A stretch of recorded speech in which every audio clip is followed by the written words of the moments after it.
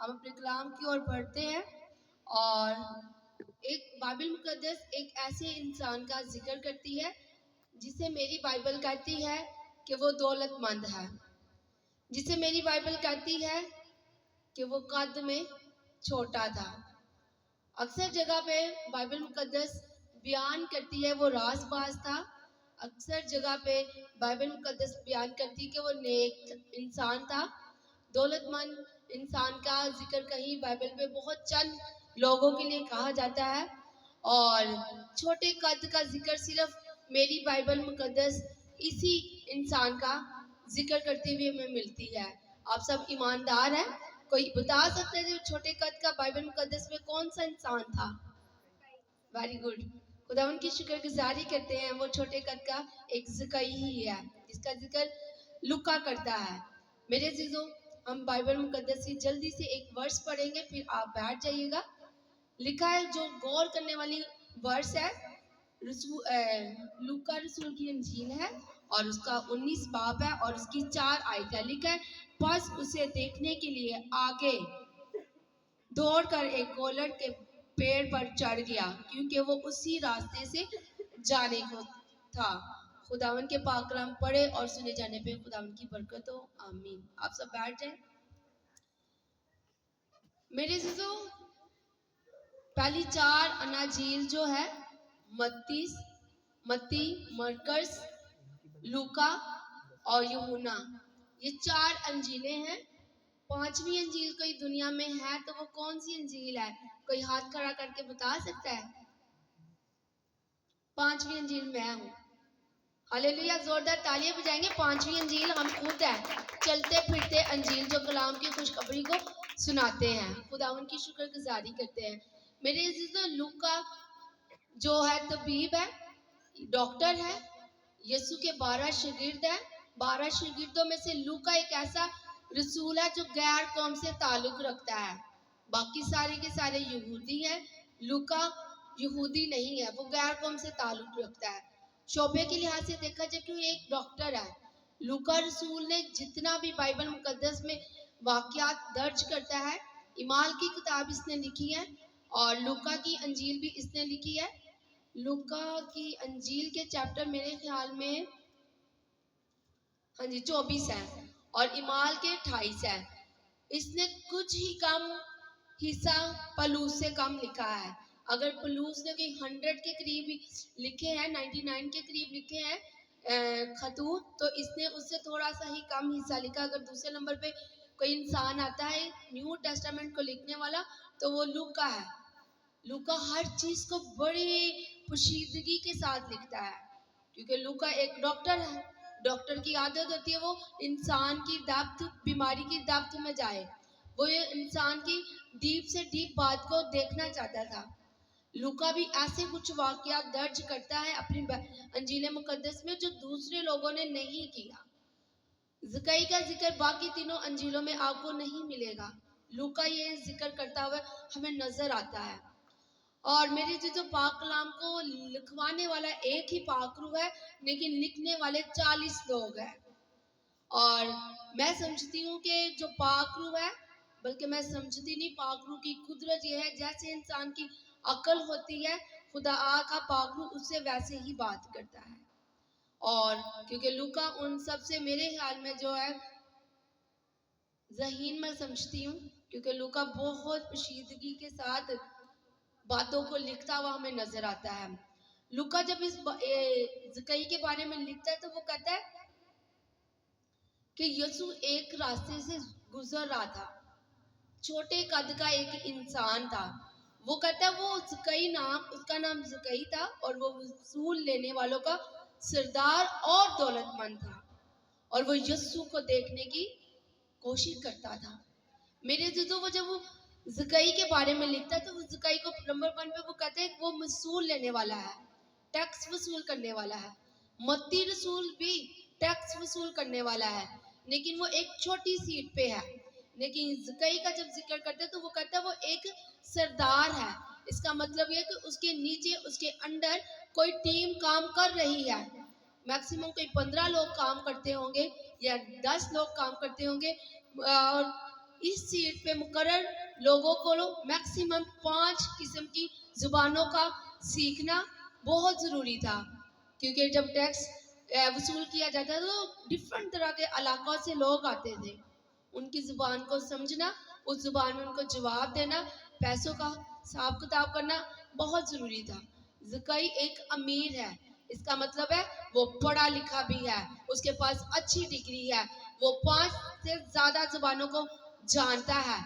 और जब वो देखता है, लूका लिखता है तो कहता है उसे यीशु को देखने की ख्वाहिश थी, बहुत ज़्यादा वो यीशु को देखने का ख्वाहिशमंद था।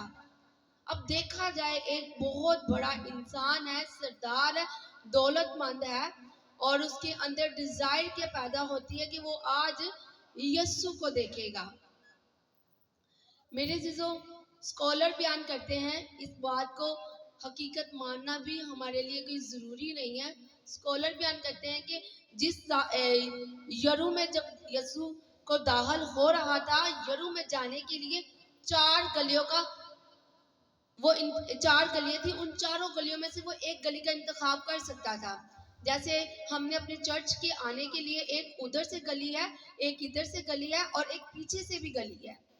इसी तरह यरू के इलाके में जाने के लिए 4 गलियां थी, लेकिन मेरे और आपके यीशु ने ऐसी गली का इंतखाब किया जिस गली में कूलर का दरख्त था, क्योंकि मेरा यीशु जानता था कि आज मुझे कोई देखने का ख्वाहिशमंद है। मेरा यीशु जानता था एक बहुत अमीर इंसान है, बहुत बड़ी सीट पे वो मुकर्रर है, लेकिन वो आज मुझे देखना चाहता है। इसलिए मेरे यीशु ने उस रास्ते का इंतखाब किया जहाँ पे वो ख्वाहिशमंद इंसान उसे इजीली देख सकेगा।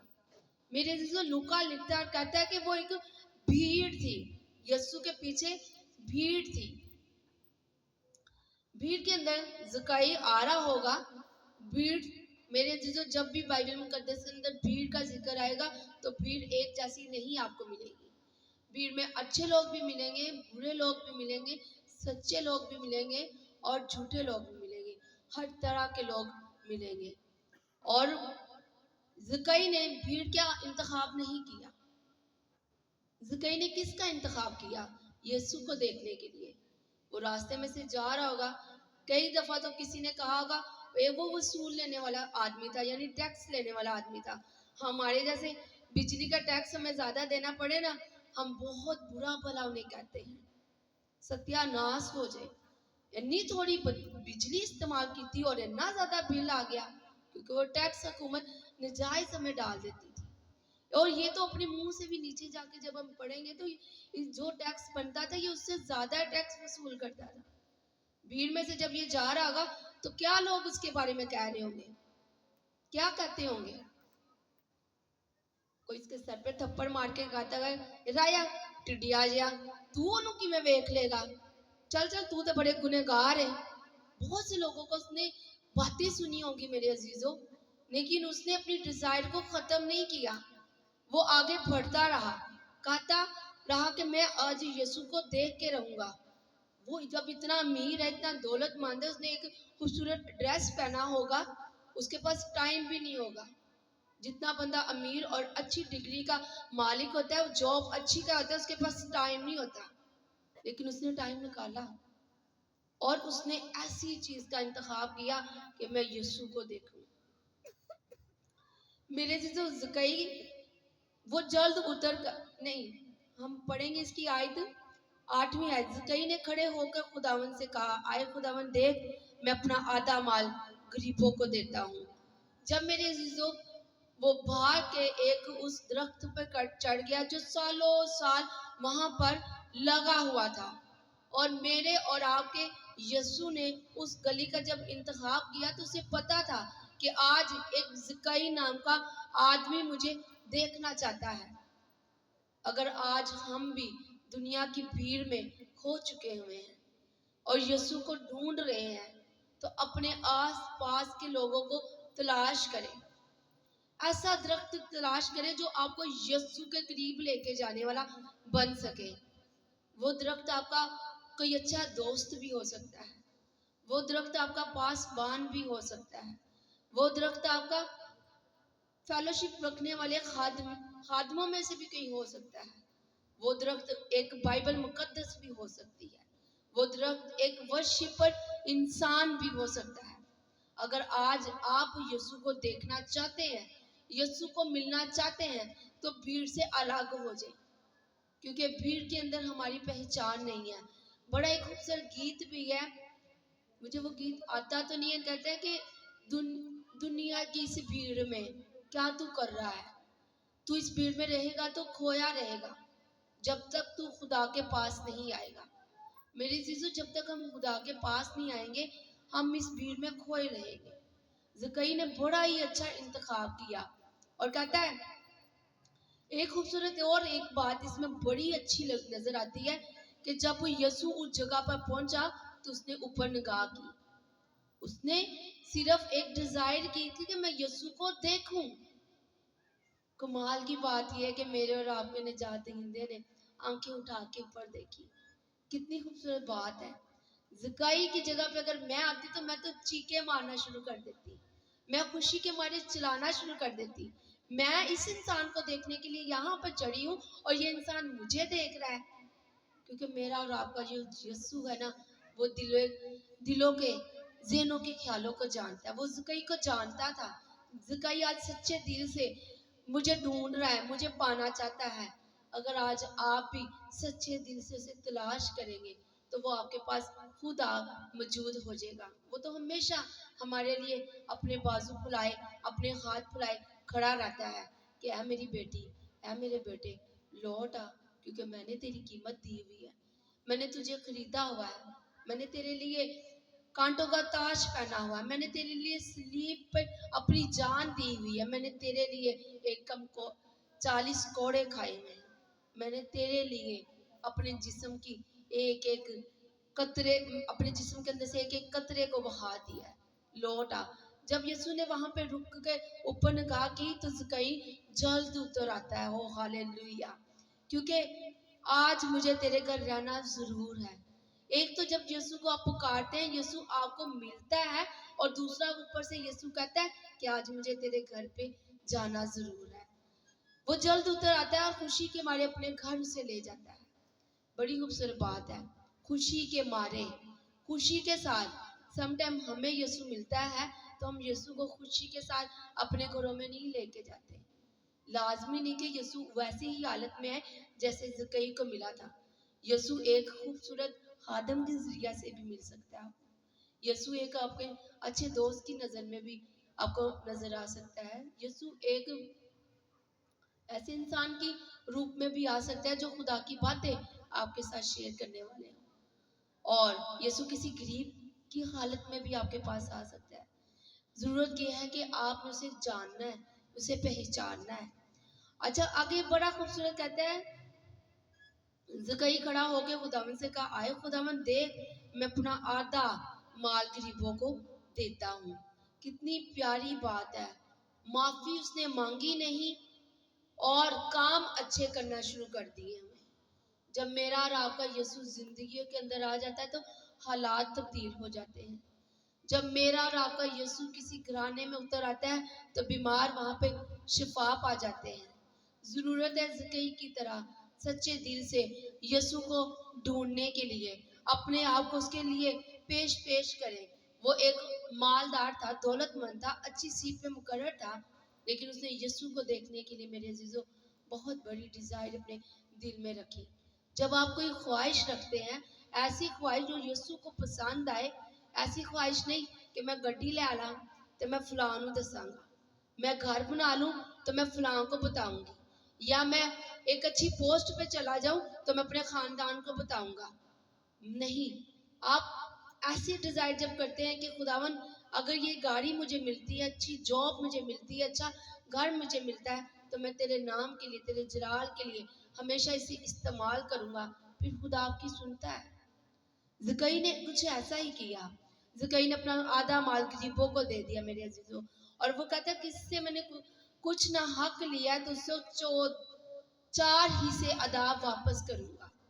अगर किसी से उसने कुछ ना हक ले लिया था, उसे याद था اس نے کہا میں اسے 4 گنا واپس دیتا ہوں. یسوع نے اس کے پاس آگے آ کے کہا کہ آج اس گھر میں نجات آئی ہے. میرے عزیزوں کچھ ہی دنوں میں ہم ایک خوبصورت یسوع کی پیدائش کے دن کو سیلیبریٹ کریں گے, اس کی برتھ ڈے کو سیلیبریٹ کریں گے. ضرورت ہے کہ اس نجات دہندے کی جب ہماری زندگی میں وہ آیا اور ہمیں اس نے نجات دی, اسے اس دنیا سے گئے ہوئے 2025 سال ہو چکے ہوئے ہیں. یہ 2025 سال کی ہم برتھ ڈے اس کی سیلیبریٹ کریں گے. نہ جانے اگلا سال ہمیں نصیب ہوتا ہے یا نہیں ہوتا. زکئی کی طرح اپنے اندر اچھی خواہش پیدا کریں. مت یہ دولت کو دیکھیں میں دولت جمع کر لوں, مت یہ دیکھیں کہ میں اچھی ڈگری حاصل کر لوں, مت یہ دیکھیں کہ میں اچھی پوسٹ پہ چلا جاؤں. یہ چیزیں بہت ضروری ہیں, لیکن جب آپ یسوع کو ڈھونڈیں گے تو یہ ساری چیزیں آپ کو انعام میں ملیں گی. یسوع اپنے کلام میں فرماتا ہے پہلے ڈھونڈو تم اس کی بادشاہی, تو یہ ساری چیزیں تمہیں انعام میں ملتی جائیں گی. یسوع کو ڈھونڈنا ہے جس طرح زکئی نے ڈھونڈا. زکئی نے فکر بھی نہیں کی, اس نے اپنا آدھا مال اسے دے دیا اور اسے ایک خوبصورت یسوع ایوارڈ دیتا ہے. کہتا ہے کہ یہ بھی ابراہیم کا بیٹا ہے جو کھویا ہوا تھا لیکن آج اس نے نجات پا لی ہے. میرے عزیزو اگر تو ہم سیزنل یا روایتی مسیحی بن کے کرسمس کو سیلیبریٹ کرتے ہیں تو پھر ایسا مت کریں. دیکھا دکھائی ہم لوگوں کو دیکھ کے کرسمس کو سیلیبریٹ کرتے تو پھر ایسا مت کریں. اگر آپ کی زندگیوں میں خدا کی نجات ہے تو آپ اسے سیلیبریٹ کریں, اور اگر نجات نہیں ہے تو پھر زکئی کی طرح پہلے نجات کو حاصل کریں. نجات کا دروازہ آج بھی کھلا ہوا ہے. نجات کا دروازہ ہمیشہ کھلا ہی رہے گا, لیکن جیسے یسوع آ گیا نجات کا دروازہ بند ہو جائے گا. اگر آپ میں کوئی اگر نجات یافتہ نہیں ہے, کسی نے یسوع کو قبول نہیں کیا, تو وہ یسوع کو پہلے قبول کرے تاکہ حقیقی طور پہ ہم اس کی سالگرہ کو منا سکیں. اور اگر نہیں ایسے آپ اپنے عزیزوں کو جانتے ہیں جو نجات یافتہ نہیں ہے, جنہوں نے نجات کو نہیں پایا, تو میرے عزیزوں اس کے لیے آپ ایک گلر کا پیڑ بن جائیں, اسے خدا کے پاس لے کے آنے کا سبب بن جائیں, تاکہ آپ کے وسیلے سے آسمان پر فرشتے پارٹی کریں, خوشی منائیں. کرسمس کو سیلیبریٹ کرنا بہت ضروری نہیں ہے جتنا یہ ضروری ہے کہ آپ سب نجات پا جائیں. سیلیبریٹ کرنا اچھی بات ہے, یہ نہیں میں کہتی بری بات ہے, بہت اچھی بات ہے. لیکن اگر آپ کے عزیز یا آپ کے کچھ ایسے لوگوں کو آپ دیکھیں جو نجات یافتہ نہیں, آپ جانتے بھی ہوں اور ان کے بارے میں سوچے بھی نہ, فکر بھی نہ کریں, تو پھر میرے عزیزوں ان کی زندگیوں میں آپ کو ایک نور کی طرح کام کرنا ہے اور انہیں گلر کی پیڑ کی طرح یسوع کے قریب لے کے آنا ہے. آپ ذرا سی کوشش کریں گے اس نجات دہندے کے پاس اس انسان کو لے کے آنے کی, خدا آپ کی خود مدد کرے گا. زکئی نے جس طرح ایک خوبصورت اچھی ڈیزائر اچھی خواہش کی کہ میں یسوع کو دیکھوں, تاکہ میں اس نے یسوع کے بارے میں سنا ہوا تھا. آپ بھی ایسے انسانوں کو تلاش کریں جنہوں نے یسوع کے بارے میں سنا ہوا ہے لیکن اسے اپنا نجات دہندہ قبول نہیں کیا. تو میرے عزیزو جب ہم ایسا کریں گے, اصل ہمارا دنیا میں آنے کا مشن ہی یہ ہے کہ یسوع کی کھوئی ہوئی بھیڑوں کو اس کے پاس لے کے آئیں. خداوند کے اس خوبصورت پاک کلام کے پڑھے اور سنے جانے کے خداوند کی برکت ہو. آمین.